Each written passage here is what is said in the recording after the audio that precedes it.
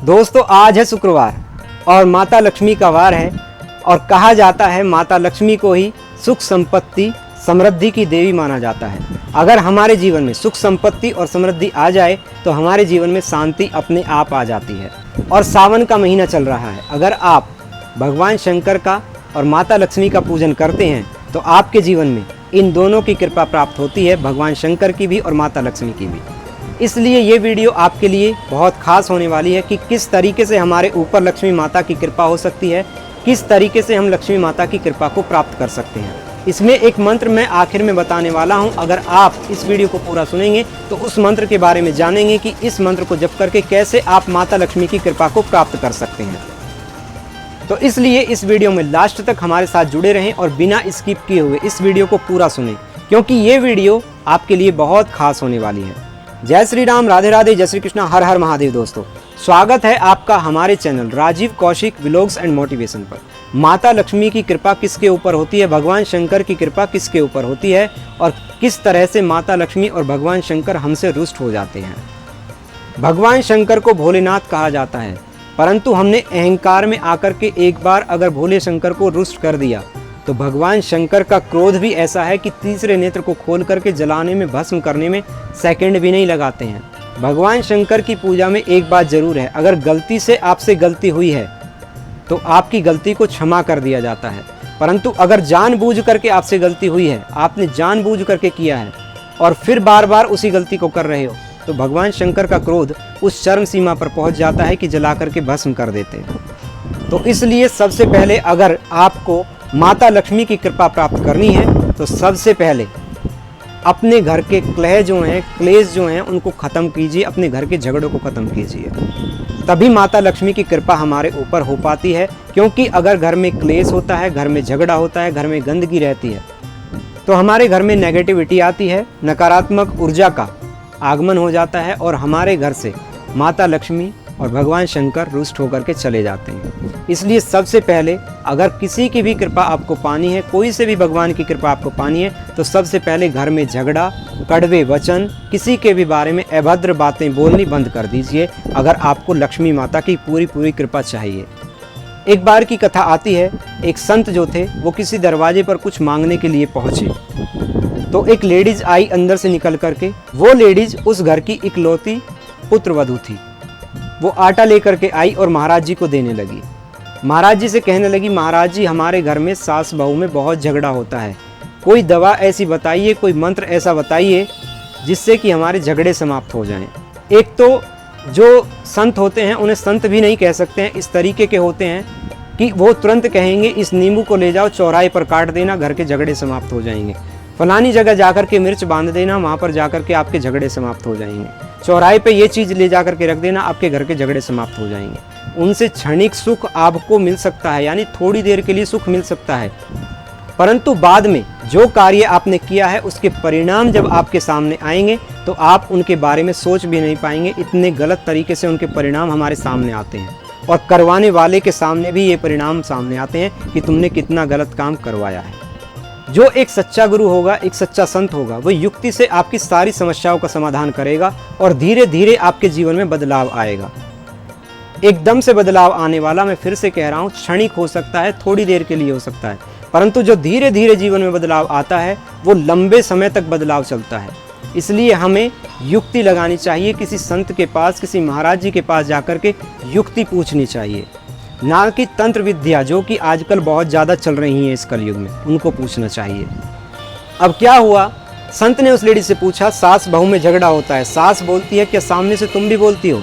तो बहू ने जवाब दिया हाँ जी मैं भी खूब बोलती हूँ, खूब झगड़ा होता है हम दोनों में। तो संत ने क्या काम किया, अपने बैग जो ले रहे थे उसमें हाथ दिया, एक पुड़िया निकाली और उस लेडीज के हाथ में थमा दी कि ये लो, इसमें एक दवाई है, जब भी सामने से सास कुछ बोले और घर में झगड़े का माहौल बन जाए तुम्हें रसोई में जाना है, इसमें से एक चुटकी दवाई निकालनी है, अपनी जुबान के ऊपर रखनी है और एक गिलास पानी ऊपर से पीना है और अपने बेडरूम में जाकर के 10 मिनट के लिए बैठ जाना है, कुछ नहीं किसी से बोलना है। उसने दवाई ली और वो अंदर चली गई। अब अगले दिन फिर घर में झगड़े का माहौल बन गया। सास ने वही काम प्रारंभ कर दिया। अब बहू के मन में वही दवाई का विचार मन में आया वह किचन में गई, जा कर के एक चुटकी उसमें से दवाई निकाली, अपनी जुबान पे रखी, ऊपर से एक गिलास पानी पिया, अपनी बेडरूम में 10 मिनट के लिए जा कर के बैठ गई।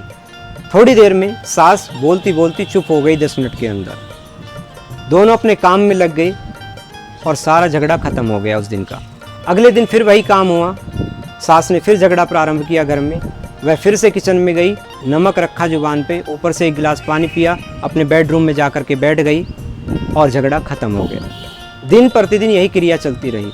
अब सास के मन में विचार आने लगा, मैं इतना अनाप शनाप बहू के बारे में बोलती हूँ और बहू सामने से एक भी जवाब नहीं देती है, क्यों ना इस झगड़े को समाप्त कर दिया जाए, घर में प्रेम का वातावरण बना दिया जाए, सकारात्मक वातावरण बना दिया जाए। उनके झगड़े समाप्त हो गए बिल्कुल। अब क्या हुआ, उस घर में इकलौता जो पुत्र था, जो बाहर कहीं नौकरी पर गया हुआ था, उसका कितने ही दिनों से प्रमोशन अटका हुआ था और घर का भरण पोषण बहुत मुश्किल हो रहा था। यहाँ तक कि बच्चों की फीस तक नहीं जा रही थी स्कूल की। जैसे ही घर का झगड़ा समाप्त हुआ,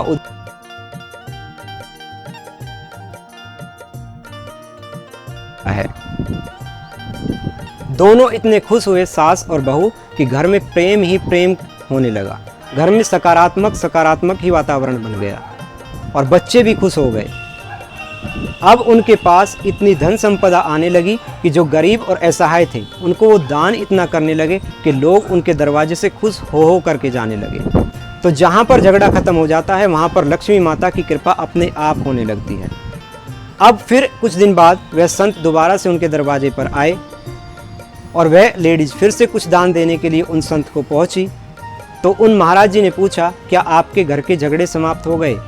तो उस लेडीज ने जवाब दिया, जी ऐसे ख़त्म हुए हैं कि घर में केवल और केवल प्रेम ही प्रेम दिखाई देता है, सकारात्मकता ही सकारात्मकता दिखाई देती है, इसके सिवा कुछ नहीं दिखाई देता। और जो प्रमोशन मेरे पति का कई वर्षों से अटका हुआ था वो भी हो गया और हमारे पास जहाँ बच्चों का भरण पोषण मुश्किल था, बच्चों की फीस तक नहीं जा रही थी, आज इतनी धन संपदा है कि हम गरीब और असहाय लोगों की मदद तक करते हैं। आपने कौन सी दवाई दी थी, आप केवल मुझे उसके बारे में उसका नाम बता दीजिए। तो संत ने बताया, वो कोई दवाई नहीं थी, वो केवल और केवल एक नमक की पुड़िया थी जो मेरे बैग में पड़ी हुई थी। मैंने तो केवल युक्ति बताई और आपके घर का झगड़ा समाप्त कर दिया। झगड़े समाप्त होते ही प्रेम अपने आप आ जाता है और जहाँ पर प्रेम होता है वहाँ पर लक्ष्मी माता की कृपा अपने आप होने लगती है। इसलिए अगर भाई भाई का कोई मनमुटाव है, पति पत्नी का कोई मनमुटाव है, सास बहू का कोई मनमुटाव है, परिवार में किसी भी रिश्ते में कोई भी मनमुटाव चल रहा है, तो तीसरे व्यक्ति को, पड़ोसी को, नात भात रिश्तेदार को उस मनमुटाव के बारे में राई के दाने के बराबर भी पता नहीं चलना चाहिए कि आपके बीच में चल क्या रहा है। घर से बाहर, घर की चौखट के बाहर जब भी पैर रखो, जब भी कदम रखो, तो चेहरे पर मुस्कुराहट ही होनी चाहिए, क्योंकि ये दुनिया ऐसी हो चुकी है, आपकी कमजोरी का फ़ायदा उठाने की कोशिश करती है। जहाँ पर देखती है कि परिवार में थोड़ी सी भी दरार आ गई है, तुरंत हथौड़ा मारना प्रारंभ कर देती है और परिवार को तोड़ करके छिंड भिंड कर देती है। इसलिए सबसे पहले अगर माता लक्ष्मी की कृपा चाहते हो, माता लक्ष्मी की कृपा पाना चाहते हो, तो सबसे पहले अपने झगड़ों को ख़त्म करो। भाई भाई का मनमुटाव नहीं होना चाहिए, पति पत्नी का मनमुटाव नहीं होना चाहिए। और भी कोई रिश्ता अगर परिवार में चल रहा है और उसमें कोई मनमुटाव है तो उसे सॉरी बोल करके समाप्त कर दीजिए, क्योंकि सॉरी बोलने से कोई भी छोटा नहीं होता है। और दूसरा, आज के समय में वासनाएं इतनी बढ़ गई हैं इंसान के अंदर कि वह केवल और केवल वासनाओं में लिप्त होना चाहता है।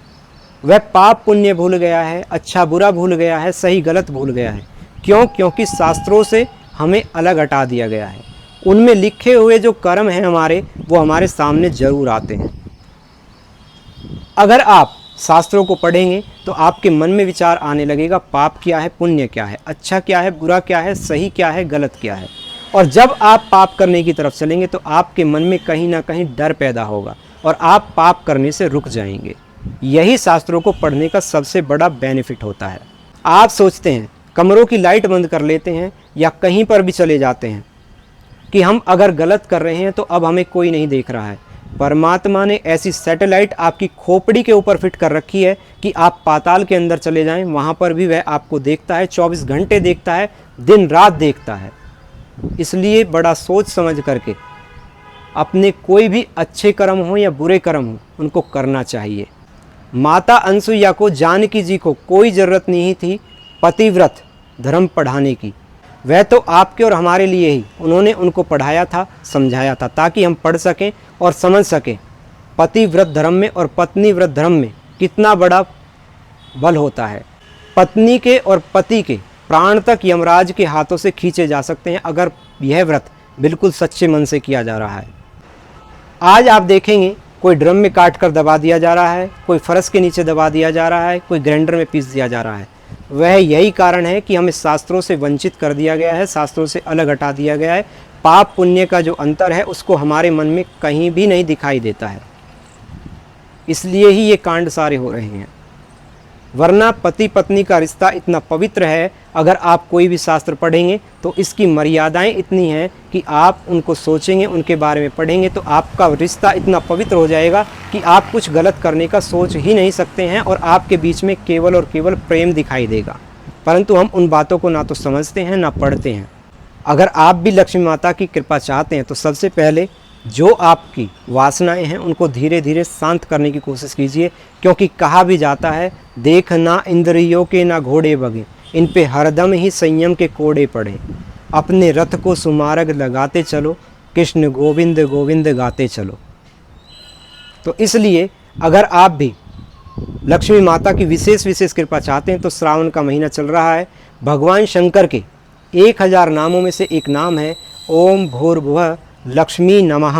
अगर आप इसका 108 बार जाप करते हैं तो आपके जीवन में बहुत बड़े चमत्कार हो जाएंगे। सबसे पहले यह मंत्र तभी काम करेगा जब आपके घर में क्लेश नहीं होगा, आपके घर में तन की और मन की दोनों की पवित्रता होगी और आपकी श्रद्धा और विश्वास बिल्कुल सच्चा होगा परमात्मा के प्रति, तभी यह मंत्र काम करेगा। वरना यह मंत्र काम करने वाला नहीं है, क्योंकि मंत्र केवल और केवल विश्वास के ऊपर काम करता है और विश्वास से ही प्रेम उत्पन्न होता है और प्रेम से ही भगवान को जीता जा सकता है। भगवान हार जाते हैं प्रेम के सामने बहुत जल्दी और हमारी सारी मनोकामनाओं को पूरा कर देते हैं। तो इस मंत्र ओम भूर्भुवः लक्ष्मी नमः का आपको 108 बार जाप करना है बिल्कुल पवित्रता के साथ, और आपके जीवन में जरूर बदलाव होगा। धन लक्ष्मी और संपत्ति आपके जीवन में अपार बरसेगी, ऐसा हमारा विश्वास है। अगर आपको ये जानकारी अच्छी लगी हो तो इस वीडियो को ज़्यादा से ज़्यादा शेयर करें, और अगर आप भी इस यात्रा में हमारे साथ जुड़ना चाहते हैं तो आज इस चैनल को सब्सक्राइब करके हमारे साथ जुड़ सकते हैं। जय श्री राम, राधे राधे, जय श्री कृष्ण, हर हर महादेव।